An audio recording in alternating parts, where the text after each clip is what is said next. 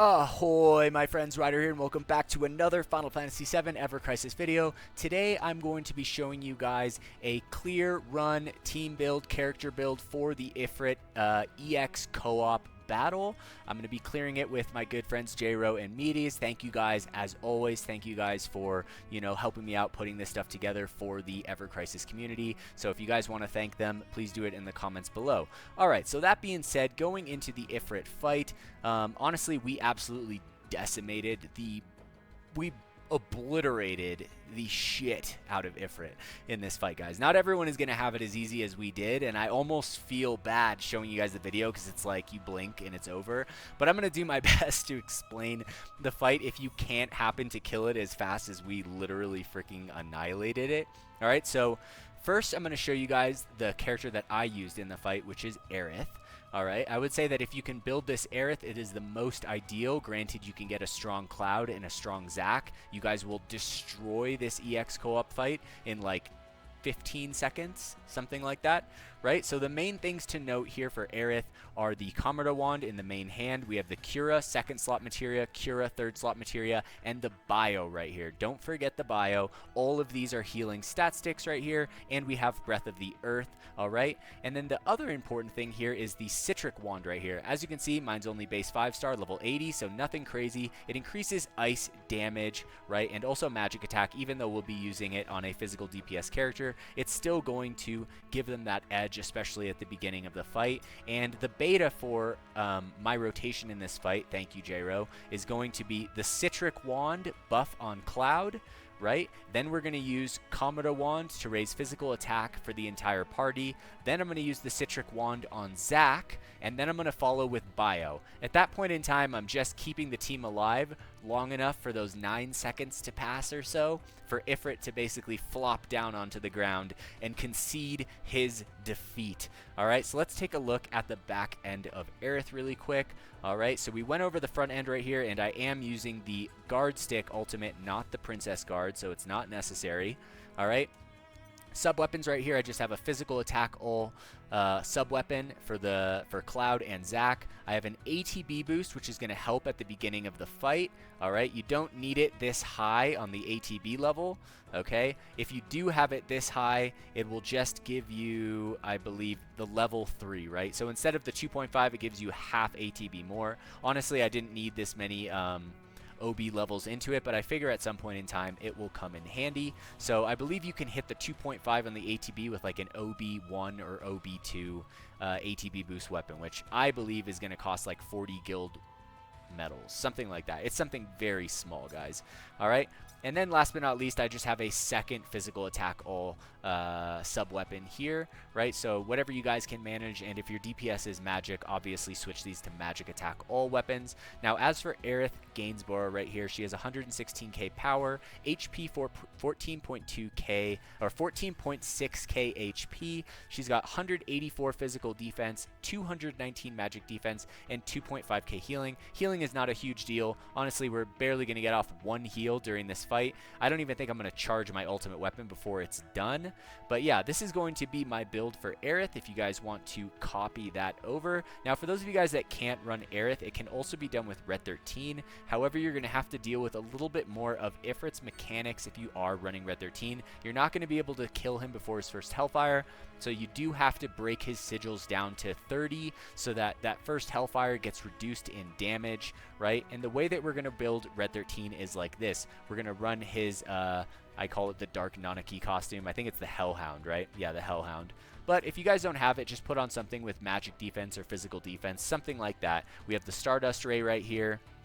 Then we have all magic defense stat sticks for the materia right here. So magic defense 18. I believe we have magic defense 16. And then we have a Cura right here. All right, with a little bit of magic defense and physical defense. We're running the Cure because Red 13 is going to be our main healer, and that is by equipping the Silver Collar in the main hand right here. Silver Collar at OB8. We have healing at 60, buff debuff extension at 22, which gives us the all cure spell right there. Now in the offhand, we're going to be using the Ivy Collar right here. All right, I wish I freaking had this weapon at OB6. You guys do not know how long I've been trying to get this weapon OB6. It's been on my wish list for like at least 2 months now, and it's still OB freaking 4.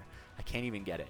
All right, but this is obviously going to be your second hand right here for the Ice Imperil, and I do have his ultimate weapon right here, the Ultimate Leather Collar. And then going into the sub-weapons, I have a physical attack all static, then we have a magic defense all sub-weapon, and a physical defense all sub-weapon. I just put these on here just to be safe, just in case you need something more defensive for the team going into this fight. I would say at this point in the game, 99% of players should have at least one OB7 magic defense all guild weapon and at least one OB7 magic or physical defense all guild weapon. These are extremely important. Do not level them past OB7. They will not do much for you other than raise a little bit of your elemental resistance, which is very niche depending on the fight. So just take one of each to OB7. Now, as for Red's stats right here, we have 114k power, 11.3k HP.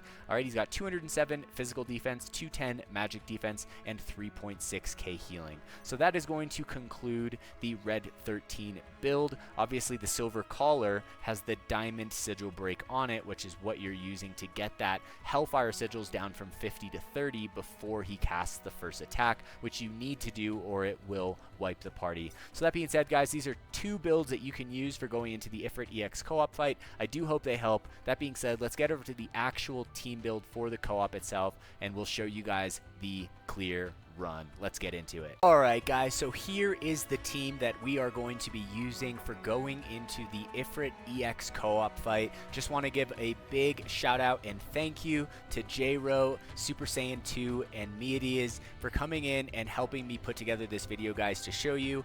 These guys are absolute freaking legendary powerhouses, and they're going to make this fight look extremely easy, guys. So I'm going to look good just by association here. But essentially, this is probably the easiest team that you guys can use for putting this together. Like I showed you guys before, you can run Red 13, but this is going to be the team that is going to basically decimate this fight as fast as possible.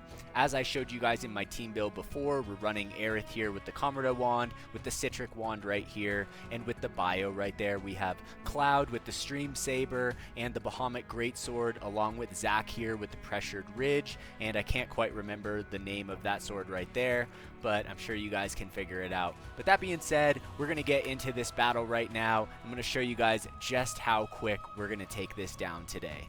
Alright guys, so here we are going into the Ifrit EX fight. At the beginning of the match, I'm going to cast Fruitful Energy on Cloud. Alright, we're going to follow that with Spiritual Harmony from the Commodore wand. Then I'm going to cast Fruitful Energy on Zac. And then I'm going to use Bio on Ifrit right here, guys. Just those 4 things in a row. And if you have a strong enough Cloud and Zac, you're going to see just how fast we burn through this fight. It's absolutely insane. He's already at half health. These guys are just absolutely decimating Ifrit right here.